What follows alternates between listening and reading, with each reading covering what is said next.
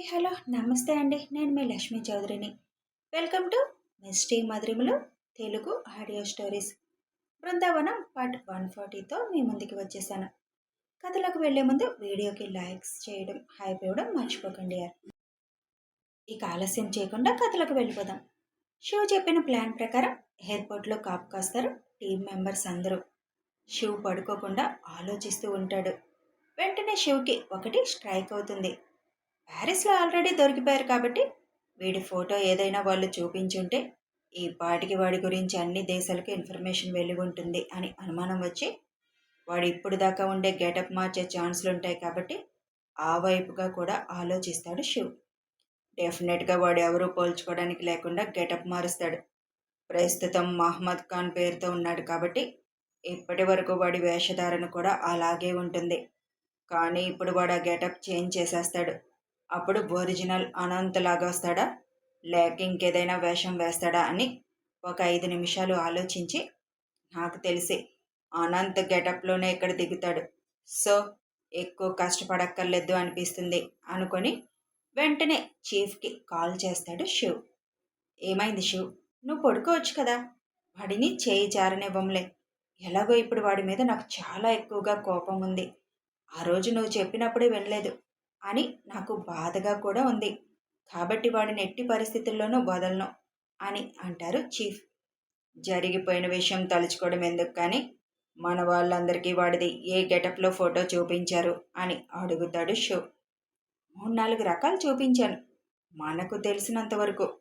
Original Anant face వాళ్ళకి తెలుసు కదా, ఎందుకైనా మంచిది ఒరిజినల్ ఫేస్ ఫోటో కూడా ఒకసారి పంపించండి సార్ అందరికీ.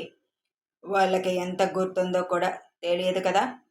లేదు శివ్, ఒరిజినల్ ఫేస్తో రాడేమో. నో సార్, నా అంచనా కరెక్ట్ అయితే వాడు ఒరిజినల్ అనంతలాగే వస్తాడు. ఎందుకంటే వాళ్ళ గ్యాంగ్కి ఎవరికి వాడి అసలు రూపం తెలీదు. వాడి గెటప్లు మాత్రమే తెలుసు. కొంతమందికి అది కూడా తెలీదు. ఎందుకంటే వాడు ఎప్పుడు మాస్క్ పెట్టుకొని ఉంటాడు. ఆల్రెడీ ప్యారిస్లో వాళ్ళందరూ దొరికిపోయారు కాబట్టి వాళ్ళు ఎక్కడ వీడి గెటప్స్ చెప్తారు అని వీడు ఆలోచన చేసే ఉంటాడు. కాబట్టి ఇక్కడికి ఒరిజినల్ రూపంలో అమోల్ బేబీ లాగే వస్తాడు. ఇమీడియట్గా మన టీం మెంబర్స్ అందరికీ వాడి ఒరిజినల్ ఫోటో కూడా చూపించేయండి అని చెబుతాడు శివ్. నేను ఇప్పుడే అందరికీ ఆ ఫోటో పాస్ చేసి మెసేజ్ చేస్తాను. టైం ఆల్రెడీ 12 అయిపోయింది. ఇంకో 3 అవర్స్లో వాడు మన ముందు ఉంటాడు అని అంటారు చీఫ్. వాడు ఒరిజినల్ అనంతలాగా వస్తే మీరు ఒక్కరే వాడిని సింపుల్గా మన ప్లేస్కి తీసుకొచ్చేయచ్చు అంటాడు శివ్. అదెలా? సింపుల్ సార్, వాడు మీకు కనిపించగానే ఏం చేయాలో మొత్తం చెప్తాడు శివ్. వెంటనే ఇలాంటి ఆలోచనలు నీకు ఎలా వస్తాయి శివ్ అని అడుగుతారు చీఫ్. తప్పదు సార్, మనం మెదడుకి పదును పెట్టుకుంటూనే ఏదైనా చేయగలం. అంత పెద్ద బిజినెస్ని మెయింటైన్ చేయాలంటే నేను ఈ విధంగానే ఆలోచించాల్సి వస్తుంది. అదే ఇక్కడ కూడా పెడుతున్నాను. ఓకే శివ్, నువ్వు చెప్పినట్టే చేస్తాను. వాడు అటు ఇటుగా ఏదైనా తేడా చేస్తే మన వాళ్ళు ఉండనే ఉన్నారు చుట్టుముట్టడానికి. ఓకే, మీరు ముందు ఫోటో పాస్ చేసి వాడు ఫ్లైట్ దిగిన దగ్గర నుంచి బయటకు వచ్చే రూట్ వరకు మన వాళ్ళు ఉన్నారు కాబట్టి ఎక్కడ మిస్ అవ్వకుండా మేనేజ్ చేసేయండి. మన ప్లాన్ ప్రకారం మీతో పాటు వచ్చాడా ఓకే, లేదు అంటే మన సెకండ్ ప్లాన్ అమలు చేయడమే.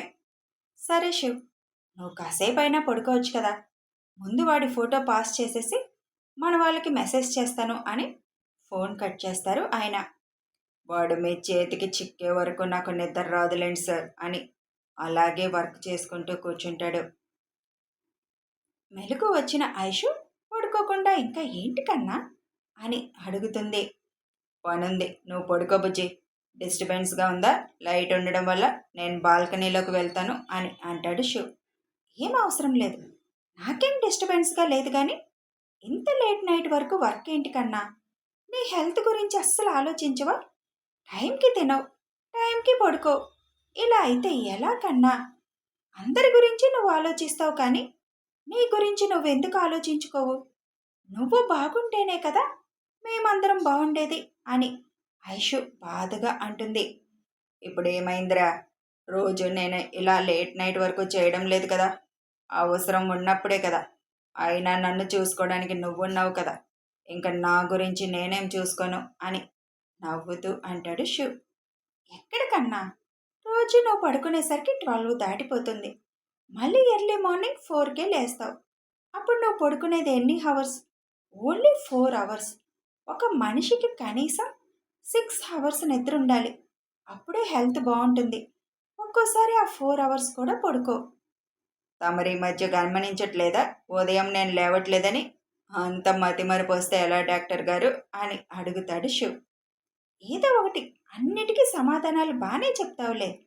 ఇప్పుడు ఇంత పడుకోకుండా చేసే వర్క్ ఏముంది? ఇవాళ అనంత్ ఇండియాలో అడుగు పెడుతున్నాడు. పెట్టగానే మన అండర్లోకి రావాలి అని ప్లానింగ్ చేస్తున్నాం. అందుకోసమే వెయిటింగ్. నువ్వు పడుకో, ఆ పని అయిపోగానే పడుకుంటాను. నీ తృప్తి మేరకు ఉదయం లేటుగా లేస్తానులే. అసలు ఈ సన్నాసులు వచ్చిన దగ్గర నుంచి పూర్తిగా నువ్వు నిద్ర వదిలేసావు. నీ ప్లాన్లో నువ్వు ఉంటావు కదా కన్నా. వాళ్ళని తర్వాతైనా పట్టుకోవచ్చు కదా. ఇంత నిద్ర మానుకొని ప్లాన్ చేయాలా? లేదు బుజ్జి, ఏదైనా మొదటే జాగ్రత్త పడాలి. ఒక్కొక్కసారి మనం చేసే అజాగ్రత్త వల్ల భారీ మూల్యం చెల్లించుకోవాల్సి వస్తుంది. వాళ్ళు పిల్లల్ని టచ్ చేయాలి, నిన్ను టచ్ చేయాలి అనుకున్నారు. నేనది తేలిగ్గా తీసుకోలేను. ఎంత ప్లానింగ్గా ఉన్నా మనం కొద్దిగా అశ్రద్ధ చేశామంటే వాళ్ళకి అవకాశం ఇచ్చేసినట్టే. అందుకే పని పూర్తయ్యే వరకు నేను ఏ విషయంలోనూ అశ్రద్ధ చూపించడానికి ఇష్టపడను. నువ్వు ఇప్పుడు అన్నావే తర్వాతైనా వాడిని పట్టుకోగలవని. ఒకసారి ఆలోచించు. వాడు అక్కడి నుంచి బయటపడ్డాడంటే ఇక్కడ రౌడీ గ్యాంగ్ని తయారు చేసేస్తాడు. వాడి టార్గెట్ నన్ను బాధ పెట్టడం. ఒకేసారి అటు పిల్లల మీద ఇటు నీ మీద అటాక్ చేస్తే నేను ఎటువైపు చూస్ చేసుకోవాలి అన్న మీమాంసలో పడేస్తాడు నన్ను. మనకి ఎంత సెక్యూరిటీ ఉన్నా రిస్క్ ఉంటుంది. వాడేం తెలివి తక్కువ వాడు కాదు. ప్యారిస్లోనే వాడంతా వ్యాపారం చేయగలుగుతున్నాడంటే వాడి బుర్ర ఎలాంటిదో ఆలోచించు. క్రిమినల్ మైండ్ సెట్ వేరేగా ఉంటుంది బుజ్జి. అందుకే వాడు ఎయిర్పోర్ట్ నుంచి బయటికి రాకుండా ఉండడం కోసమే మేం ప్లాన్ వేశాం. మెయిన్ వాడు పేర్లు మార్చుకొని చాలా వేషాలు వేశాడు. ఇప్పుడు ఇండియాలో బాంబ్ బ్లాస్ట్ ప్లాన్లో కూడా ఉన్నాడు వాడు అని చెబుతూ, సరే ఇవన్నీ నీకెందుకు కానీ నువ్వు పడుకో ప్రశాంతంగా అని అంటాడు శివ్. నువ్వు పడుకోకుండా నాకెక్కడ నిద్ర పడుతుంది?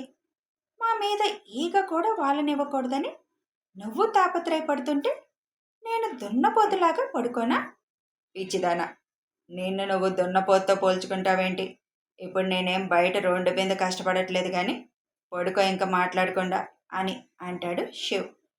కన్నా, నాకు చిన్న డౌట్. సీరియస్గా తీసుకోకు. జస్ట్ సరదాగా అడుగుతున్నాను. నేను సీరియస్గా తీసుకునే విషయం అడగాలని డిసైడ్ అయ్యావు. మళ్ళీ తీసుకోకూడదు అంటావు. సరే ఏంటో అడుగు తొందరగా. ఇందాక నువ్వు అన్నావు కదా, పిల్లలా నేనా అని చూస్ చేసుకునే పరిస్థితి వస్తుందని. ఒకవేళ అలాంటి సిచ్యువేషన్ నీకు ఎదురైతే అప్పుడు నువ్వు ఏం చేస్తావు కన్నా?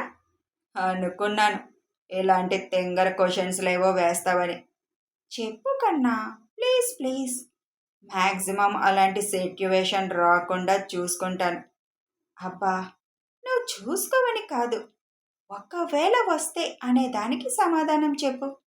ఏముంది, నా పిల్లలకి వాళ్ళ నుంచి ఎలా తప్పించుకోవాలో తెలుసు. వాళ్ళకి గైడెన్స్ ఇస్తూ నీకోసమే వస్తాను. ఎందుకంటే తమరికి వాళ్ళని బోల్తా కొట్టించి వచ్చేయడానికి అన్నీ తెలివితేటలు లేవు కదా. నా పిల్లలు కూడా నువ్వు అమ్మని కాపాడు, మేము ఎలాగైనా సేవ్ అయిపోతాం ఇక్కడి నుంచి. లేదా అమ్మని మీరు సేవ్ చేసి వచ్చే వరకు మేం మేనేజ్ చేస్తాం ఇక్కడ అని అంటారు. కాబట్టి ఫస్ట్ నీ దగ్గరికే వస్తానని శివ్ అనగానే శివ్ చెప్పిన ఆన్సర్కి కళ్ళు పెద్దవి చేసి చూస్తుంది ఐషు. ఏమైంది మేడం, సైలెంట్ అయిపోయారు అని అడుగుతాడు శివ్. ఎంత లాజిక్గా చెప్పా, నీతో మాట్లాడడం కష్టంలే అని శివ్ తొడ మీద పడుకొని, ఇంకా ఎంతసేపు కన్నా నువ్వు మెలకుతో ఉండాలి అని అడుగుతుంది. ఆల్రెడీ 3 అయిపోయింది కాబట్టి మ్యాక్సిమం ఇంకో 1 అవర్ తర్వాత పడుకుండిపోతాను, నువ్వు పడుకో అని ఐషు నుదురు మీద ముద్దు పెడతాడు. ఇంకో 1 అవర్ అంటే రోజు నువ్వు లేచే టైం. ఆ టైంకి నిద్ర వస్తుందా? నీ కౌగిల్లో పడుకుంటే నిద్ర దానంతట అదే వస్తుందిలే అని ఐషు వెన్ను మీద చేతితో జో కొట్టినట్లుగా చేతితో తడుతూ, ఐషు నిద్రపోగానే సరిగా పడుకోబెట్టి ల్యాప్టాప్ తీసుకొని లైట్ ఆఫ్ చేసి బాల్కనీలోకి వెళ్ళిపోతాడు. వీళ్ళందరూ ఎదురు చూస్తున్న టైం అయ్యింది. కరెక్ట్ టైంకి ఆస్ట్రేలియాలో స్టార్ట్ అయిన ఫ్లైట్ ఇండియా ఢిల్లీ ఎయిర్పోర్ట్లో ల్యాండ్ అవుతుంది. అక్కడికి దగ్గరలోనే ఒకరిని పెడతారు చీఫ్. ఫ్లైట్లో నుంచి దిగుతున్నప్పుడే తనని ఐడెంటిఫై చేయడానికి అసలు వచ్చాడా రాలేదా ఈ ఫ్లైట్ కానీ క్లారిటీ కోసం పెడతారు. శివ్కి 100% నమ్మకం ఉంది వాడు ఈ ఫ్లైట్లోనే వస్తాడని. అందుకే చాలా కేర్ఫుల్గా ఫ్లైట్లో నుంచి దిగే వాళ్ళందరినీ చూస్తున్నాడు టీం మెంబర్. శివ్ అనుకున్నట్టుగానే ఒరిజినల్ గెటప్లోనే ఫ్లైట్ దిగుతున్న అనంత్ని చూస్తాడు అతను. అప్పటికే లైవ్ ఆన్ చేయిస్తాడు శివ్. వెంటనే చూసిన అతను ఇన్ఫర్మేషన్ పాస్ చేస్తాడు. అనంత్ వచ్చాడు, ఒరిజినల్ గెటప్తోనే వచ్చాడు, ఏం చేయమంటారు సార్ అని అడుగుతాడు చూసిన మెంబర్.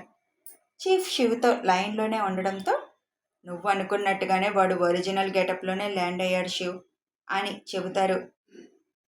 ఓకే, మన వాళ్ళెవరిని తొందరపడొద్దని చెప్పండి, వాడి వెనకే ఒక్కొక్కరిని ఫాలో అయిపోతూ ఉండమనండి. శివ్ చెప్పినట్టుగానే అందరికీ మెసేజ్ పాస్ చేస్తారు. దిగాడు కానీ దొంగ చూపులు చూసుకుంటూనే వస్తున్నాడు అనంత్. ఫోన్ చేసిన ఫ్రెండ్స్ వచ్చారు కానీ లోపలికి ఎలా ఉండదు కాబట్టి బయటే ఉన్నారు వాళ్ళు.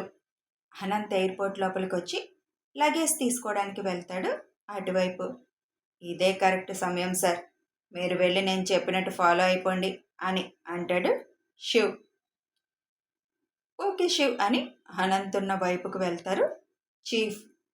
అప్పటికే దారిలో అనంత్ కోసం కాపు కాసిన వాళ్ళందరూ కొంచెం గ్యాప్ ఇచ్చి అతనికి అనుమానం రాకుండా అతని వెనకే వస్తారు. అనంత్ లగేజ్ తీసుకుంటుండగా, అరే అనంత్, నువ్వేంటి ఇక్కడ, వస్తున్నట్టు కనీసం ఫోన్ కూడా చేయలేదు అని అడుగుతారు చీఫ్ అయిన మనోహర్ గారు. ఈయనేంటి ఇక్కడ, కొంపదీసి నా కోసమే వచ్చాడా అని డౌట్గా చూస్తూ, ఇలా నేనుంటే కరెక్ట్ కాదని. అరే మనో అంకుల్, మీరేంటి ఇక్కడ ఈ టైంలో అని అడుగుతాడు.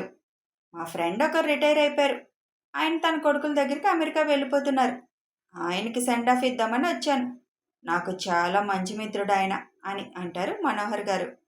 అప్పుడే అమెరికాకి ఫ్లైట్ టేకాఫ్ అవడంతో ఆయన చెప్పింది నిజమే అని నమ్ముతాడు అనంత్.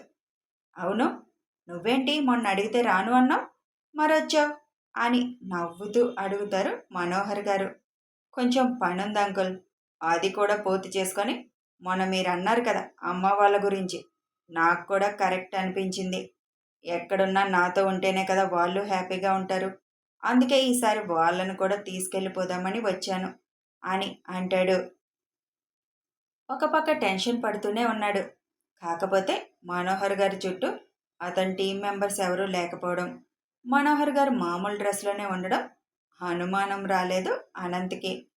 ఓకే, ఇంటికే కదా, పద వెళ్దాం అని అంటారు మనోహర్ గారు. పర్వాలేదు అంకుల్, ఫ్రెండ్స్ని రమ్మన్నాను, వచ్చే ఉంటారు, వాళ్ళతో వెళ్ళిపోతాను, మీరు వెళ్ళండి అంకుల్ అని అంటాడు. వద్దనంత్, బయట పరిస్థితులు అస్సలు బాగాలేదు, నాతో వచ్చావనుకో నీకు సేఫ్గా ఉంటుంది, నా కారు కాబట్టి ఎవరు మధ్యలో ఆపను కూడా ఆపరు, పద వెళ్దాం, మీ ఫ్రెండ్స్ని కూడా నాతో రమ్మను, వాళ్ళు ఎలాగో క్యాబే కదా బుక్ చేస్తారు. అబ్బా, ఈ టైంలో ఈయనెందుకు నాకు ఎదురయ్యాడు, ఒక విధంగా నాకు మంచిదేలే, బయటికి వెళ్ళేదాకా ఈయనతో ఉంటే నన్ను చెక్ చేయరు కదా అనుకొని సరే అంకుల్ అని మనోహర్ గారితో అడుగులు వేస్తాడు. మనోహర్ గారితో రావడం చూసి సెక్యూరిటీ కూడా పెద్దగా చెక్ చేయకుండానే అనంత్ని వదిలేస్తారు. బయటికి రాగానే తన ఫ్రెండ్స్ ఇద్దరు కనిపిస్తారు అనంత్కి. అదిగో అంకుల్, మా ఫ్రెండ్స్ వచ్చారు, ఇంక బయలుదేరుతాను వాళ్ళతో అని అంటుంటే, ఇప్పుడే కదా చెప్పాను ప్రస్తుతం ఢిల్లీ పరిస్థితులు బాగోలేదని, క్యాబ్ బుక్ చేశారా మీరు అని అడుగుతారు వాళ్ళ ఫ్రెండ్స్ని. ఇంకా బుక్ చేయలేదు సార్, అనంత్ వచ్చాక బుక్ చేద్దామని ఆగాం అని అంటారు ఆ ఫ్రెండ్స్ ఇద్దరు. చూసావా, క్యాబ్ కూడా బుక్ చేయలేదు, సరే పద, నా కార్ రెడీగా ఉంది అని మీరు నాకు సెక్యూరిటీగా వచ్చిన ఆ కారులో ఎక్కండి అని తన వెనుకున్న కారు చూపించి అనంత్ని తన కారులో ఎక్కమంటాడు.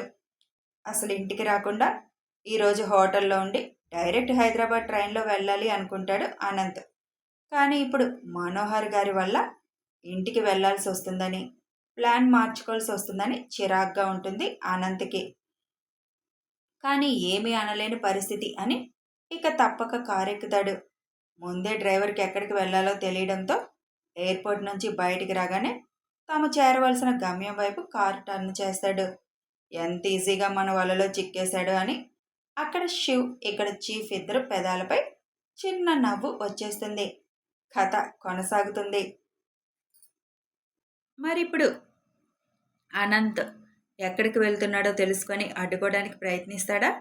చీఫ్ అతన్ని ఎక్కడికి తీసుకువెళ్ళబోతున్నాడో తెలియాలంటే ఫాలో అయిపోండి. వీడియో నచ్చితే లైక్ చేయండి, షేర్ చేయండి, కామెంట్స్ రూపంలో మీ అభిప్రాయం తెలపండి. Thanks for watching and listening.